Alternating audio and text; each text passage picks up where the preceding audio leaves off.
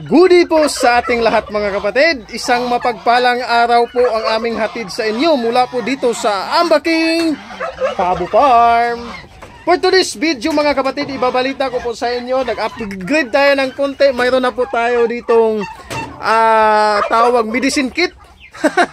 Anong term pa na maganda dito? Ito, lagayan po ng gamot, pampurga ng aking alagang pabo. Ayan, kasi previous month, mayroon akong mga nabibili na mga gamot, pampurga. Ayun, nasasayang mga kapatid kasi nakakalimutan ko minsan kung saan ko nilalagay eh. Minsan doon ko nilalagay. Ang problema, kinain ng daga. So, ayun. Ayan oh, nagkalat. Yung amoxicillin capsule, ayan, nagkalat, kinain ng daga. Ayun, gagawa tayo ng improvement na konti. So, ayan o, yung ibang mga nakakalimutan ko na kasi hindi organized mga kapatid. Yung mga gamot andito, hindi ko na napapansin, kaya para ako nagkakaproblema. So, for this moment, ayun nga, gumawa ako ng mga counting lagayan ng kanilang gamot para madali lang rin yung pagkuha kung sakaling may problema. Maganda nga talaga may ganito.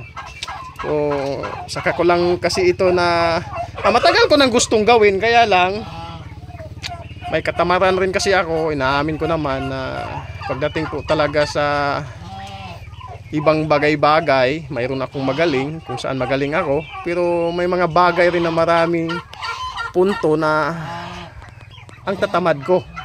Pero kaakibat na talaga yan eh. Nasa sa atin na lang kung paano natin i-control. So ngayon mga kapatid, ipapakita ko na rin sa inyo. Sa buwang ito po yung gagamitin ko. Mostly na ginagamit ko is Wormal. So succeeded na kasi, mga 2 disease nagkasunod na Wormal po yung ginamit ko. So ngayon ito naman Burmix 40. Ito naman yung aking gagamitin. Pinakamura po pagdating po sa pampurga, Wormal at saka ito. So yung ginagamit ko is yung pinakamura na lang. Pero mayroon naman talagang pwedeng gamitin yung bunga, pero wala kasi hindi available sa amin. So bibili na lang ako ito. Per box na po yung binili ko, nang sa ganon is makamura ko ng kunti. 500 yung 100 pieces. Tapos ito naman yung gamit ko sa mga CCO Bastonero Plus. Napakalaking bagay pag mayroon po tayong lagayan ng mga gamot. Ayan o, andyan na. Pag kakailanganin. So, hindi pala nalagay dito.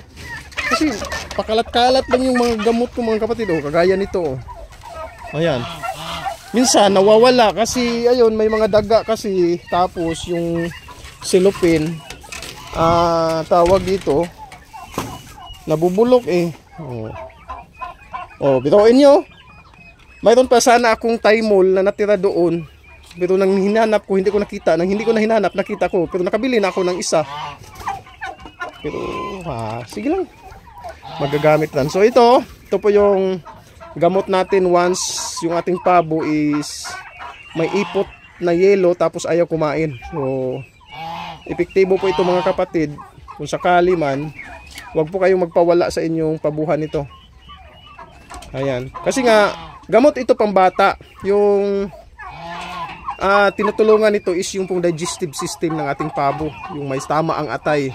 Kasi kung babasahin mo yung label nito mga kapatid or yung guide, ayan. Yung atay po yung natutulungan. Tapos, ang problema kasi ng pabo pag kulay yellow po yung kanilang dumi, kung sakaling mamatay po yan, obserbaran nyo po mga kapatid, hiwain nyo po yung kanyang katawan, makikita nyo po mostly yan is may tama po yung atay. So as of now, yan po yung pinakamabisa na nakikita ko. Marami na po akong sinubukan, mabisa naman yun, pero mas pabor ako sa ganyan, yung Metronidazole. Ayan. Minsan nga nakakalimutan ko yung pangalan niyan mga kapatid. Nagpicture na lang talaga ako niyan para pag pupunta ako doon. So isa pa yung amoxicillin capsule, yung generic mga kapatid, isa po yan, maganda po yan. Kung may mga sipon po yung ating pabo mga kapatid, Gamitin nyo po yun. Maganda po yun mga kapatid. So, ayan. Yan po yung laman sa aking tawag dito maliit na medicine kit. Kanina sa kong pabo na medicine kit da. So, ngayon mga kapatid, magpupurga pala ako. Ito, ilalabas ko itong ayan. So, maganda. Kasi, ngayon ko lang naisip eh. May box kasi na sobra. Yung hulog-hulog washing machine bindo. Marami na kasing kaibahan. Marami nagbago mga kapatid. Ayun. Hindi na applicable. Nung una, nung wala pang masyadong washing machine dito sa amin, ang lakas noon. Kumita po ako doon. Hindi naman masyadong malaki. Pero at least, nakakatulong po sa araw-araw naming pangangailangan. Ayun, nag-evolve na po. Marami na pong nakabili ng washing machine. Kaya, ayun, standby. So, ayun. Maging sa pagpapabo mga kapatid, marami na pong nagbago talaga.